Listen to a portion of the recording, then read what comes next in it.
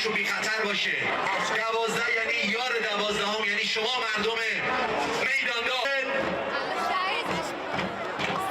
برای سلامتی خانواده شهدا من از شما این مثلا مثل موقع‌های جام جهانی گذشته نیست، خیلی فرق میکنه، چون مخصوصا که تو خود آمریکا به کشور ما تجاوز کرد، به خاکمون تجاوز کرد، تمام مراکز مهممون رو مورد هدف خودش قرار داد.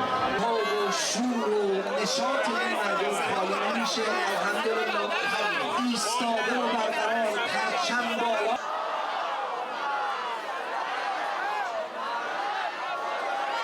خیلی خوشحالم و واقعا این جمعیتی که اینجا میبینم معلومه که چقدر همه دوستشون دارم و چقدر همه امیدوارم این جمعیت و این دعاها پشت و پناهشون باشه و بتونن پیروز بشن. حضور بچهای تیم ملی هم توی در واقع آمریکا هم میتونه قدرت در واقع فنی اونها را نشون بده با توجه به شرایطی که کشورمون داریم و هم میتونیم به قول معروف نشون بدیم که خب شرایطی که تعریف شده از لحاظ حالا جایگاه ایران جایگاه پرقدرتیه و برای ما انرژیزاست.